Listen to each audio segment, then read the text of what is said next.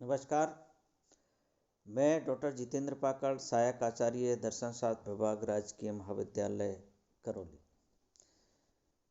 प्रिय छात्रों, आज की इस ऑनलाइन क्लास में आप सभी लोगों का स्वागत है। और नववर्ष के प्रारंभ में आज के दिन आप लोगों को नववर्ष की शुभकामनाएं। और इस नववर्ष की शुरुआत में एक नवीन ऊर्जा के साथ में एक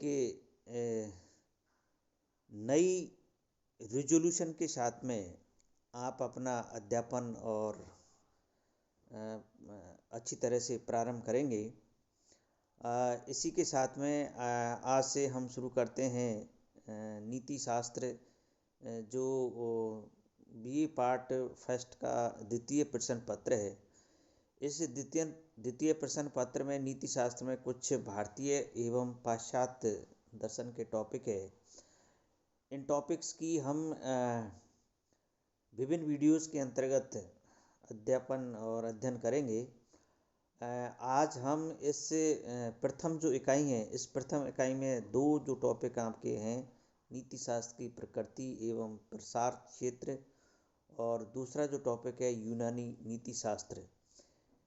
इनका आने वाले विभिन्न वीडियोस के अंतर्गत हम आपको अध्यापन करवाएंगे। ये संपूर्ण जो प्रश्न पत्र है आपका 5 यूनिट्स में विभाजित है, और हम एक एक यूनिट्स के बारे में आप लोगों को पूर्व में सिलेबस के टाइम में बता चुके हैं। जो प्रथम जो यूनिट है, आज उस प्रथम यूनिट के प्रथम जो टॉपिक है, उस टॉपिक के बारे में हम यहाँ विस्तार से चर्चा करते हैं। नीति शास्त्र का अर्थ एवं प्रकृति। सामाजिक परंपराओं, रूढ़ियों, रीति रिवाजों से ही उस शास्त्र या विज्ञान का विकास हुआ जिसे हम नीति शास्त्र अथवा नैतिक दर्शन कहते हैं। यही कारण है कि हम सामाजिक आयामों एवं नैतिक नियमों में स्पष्ट भेद नहीं कर पाते हैं। हमारे जो सामाजिक आयाम हैं और जो नैतिक नियम है इस प्रकार से घुल मिले हुए हैं कि उनको स्पष्ट विभाजित करना मुश्किल होता है। नैतिक दर्शन का अंग्रेजी पर्याय एथिक्स, इंग्लिश में इसको एथिक्स बोलते हैं, या मॉरल फिलॉसफी पर विचार करने से यही ज्ञात होता है कि इसका उद्गम और विकास रीति रिवाजों अथवा परंपराओं से हुआ है। अर्थात एथिक्स या नीति दर्शन का जो विकास होता है, मॉरल फिलॉसफी का जो विकास हुआ है, वो विकास हमारे जो पूर्व परंपरागत जो रीति रिवाज और जो परंपरा है, उन रीति रिवाज और परंपरा में हमें एथिक्स या मॉरल फिलॉसफी के विचार देखने को मिलते हैं। एथिक्स शब्द यूनानी भाषा के शब्द एथिका से हुआ है, जो उसी भाषा के शब्द अर्थात यूनानी भाषा के शब्द एथोस से उत्पन्न हुआ है, जिसका अर्थ होता है रीति रिवाज। ये जो एथिक्स शब्द है ये यूनानी भाषा का शब्द है, और इसी भाषा से एथोस से उत्पन्न हुआ है, जिसका अर्थ होता है रीति रिवाज। इसी प्रकार मॉरल शब्द लैटिन भाषा के मोरस शब्द से उत्पन्न हुआ है, जिसका अर्थ भी रीति रिवाज ही होता है। इससे यह स्पष्ट होता है कि नीति शास्त्र का संबंध रीति रिवाज तथा सामाजिक परंपराओं में निहित है।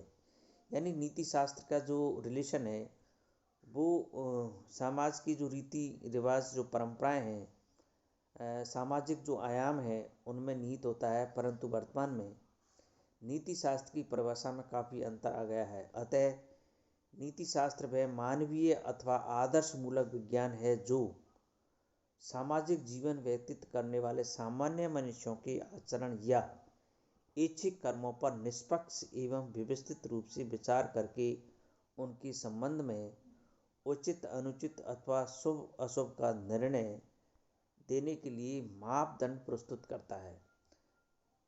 इस निर्णय के आधार के लिए कुछ मूल सिद्धांतों अथवा मानकों या आदर्शों की स्थापना करता है। इस आधार पर नीति शास्त्र को कुछ खंडों में विभक्त किया जा सकता है, जिनकी चर्चा हम यहाँ करते हैं।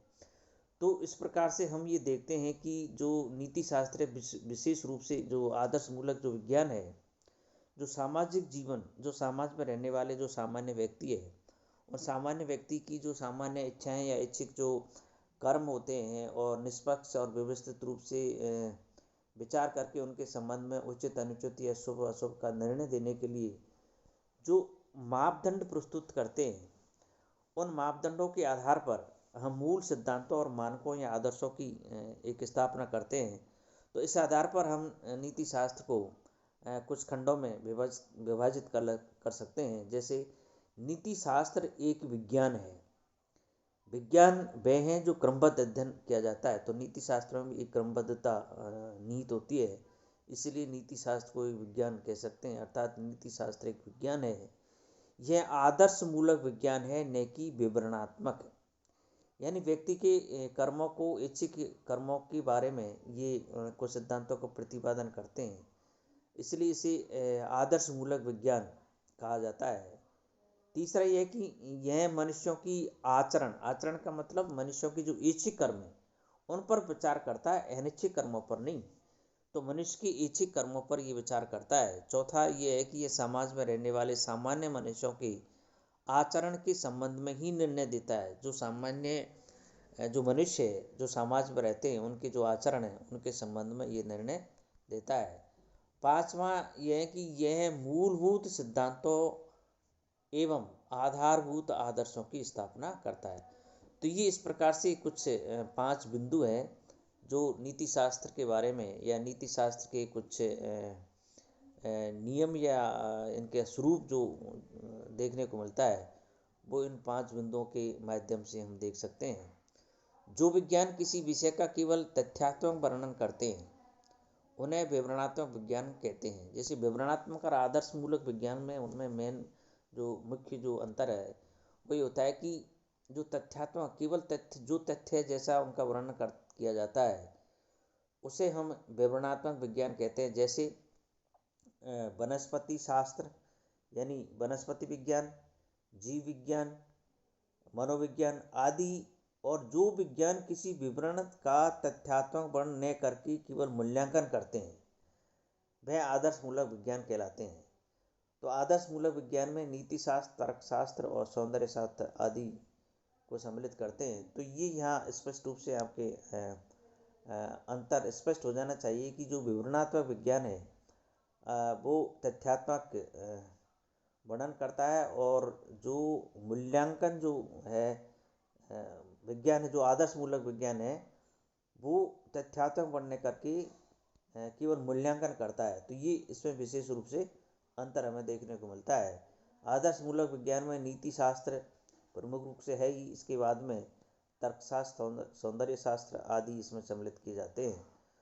उचित अनुचित, शुभ अशुभ कहना किसी विषय का वर्णन करना नहीं बल्कि मूल्यांकन करना है। किसी के बारे में ये कहना कि ये उचित है या अनुचित है, शुभ है या अशुभ है, ये कहना किसी का केवल मात्र विवेचन करना या वर्णन करना नहीं है बल्कि उनका मूल्यांकन करना है।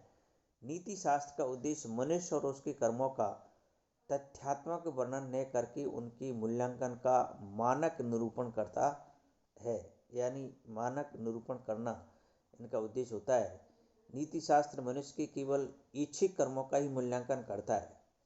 ये जो इच्छिक कर्म है, क्योंकि इच्छिक कर्मों पर ही व्यक्ति का अधिकार होता है, अनिच्छिक कर्मों पर व्यक्ति का अधिकार नहीं होता है। इसलिए नीति शास्त्र प्रमुख रूप से जो इच्छिक कर्म है व्यक्ति के, उन्हीं का मूल्यांकन करता है, अनिच्छिक कर्मों का नहीं। मनुष्य केवल इच्छिक कर्मों को ही करने और न करने के लिए जिम्मेदार होता है। इन्हीं इच्छिक कर्मों को आचरण कहा जाता है। यानी मनुष्य के जो इच्छिक कर्म है उन इच्छिक कर्मों को ही व्यक्ति की आचरण के अंतर्गत रखे जाते हैं, क्योंकि इन्हीं पर व्यक्ति को करने और न करने का अधिकार होता है। अनिच्छिक कर्मों को करने और न करने के लिए व्यक्ति जिम्मेदार नहीं होता है, क्योंकि व्यक्ति का उन पर कंट्रोल यानी नियंत्रण नहीं होता है। अब हम यहाँ कुछ नैतिक शब्द के बारे में देखते हैं कि ये जो नैतिक शब्द है ये प्रमुख रूप से 2 प्रकार के होते हैं कि मनुष्यों के कर्मों का मूल्यांकन करने वाले। तो मनुष्यों की कर्मों का जो मूल्यांकन करने वाले जो नैतिक शब्द है वो है उचित, अनुचित, कर्तव्य, चाहिए आदि। मनुष्य के चरित्र का मूल्यांकन करने वाले, ये तो कर्मों का मूल्यांकन करते हैं।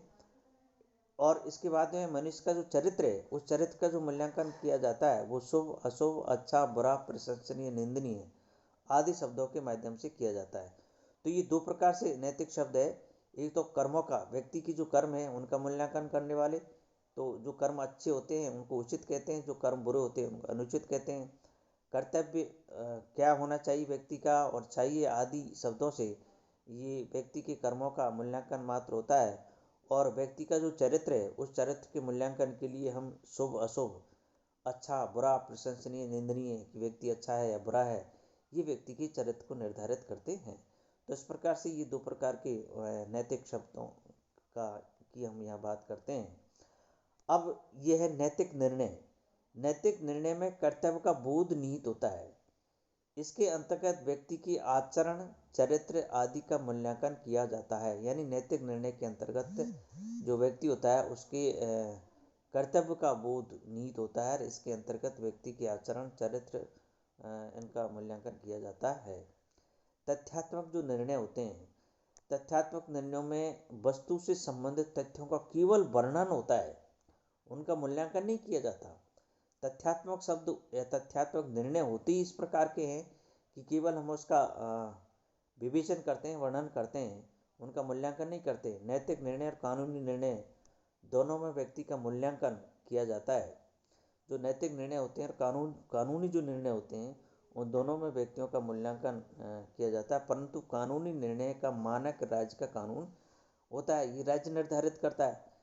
और नैतिक जो निर्णय है वो सामाजिक दृष्टि से समाज निर्धारित करता है या हमारी जो परंपराएं, रीति रिवाज है, उनके आधार पर निश्चित किए जाते हैं। जैसे उसने अपने बड़े भाई को गधा कहा, ये तथ्यात्मक निर्णय है। उसका बड़े भाई को गधा कहना अनुचित था, ये मूल्यांकन निर्णय। तो एक ही शब्द की तथ्यात्मक निर्णय किस प्रकार से होते हैं और मूल्यांकन निर्णय किस प्रकार से होते हैं।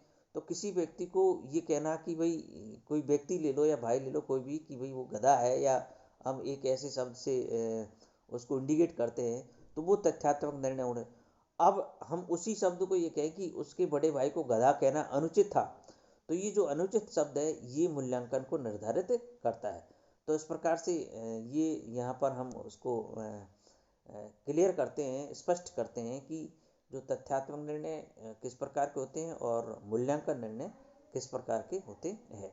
तो इस प्रकार से हमने आज यहाँ ये कुछ नैतिक जो निर्णय होते हैं, नैतिक जो शब्द होते हैं, नीति शास्त्र का जो शाब्दिक अर्थ होता है, उसके बारे में हमने आपको कुछ बातें आज समझाई है। निश्चित रूप से आपको समझ में आई होगी। और इसी के साथ में हम आज के इस वीडियो के अंतर्गत इतना ही समझाने के उपरांत आपसे ये उम्मीद करते हैं कि नए वर्ष में नई तरह और नई ऊर्जा के साथ में आप इस विषय को और पढ़ेंगे, और आपकी जो एग्ज़ाम की जो तैयारी है वो तैयारी आप अपने पाठ्यक्रम सिलेबस के अनुसार अध्ययन करेंगे।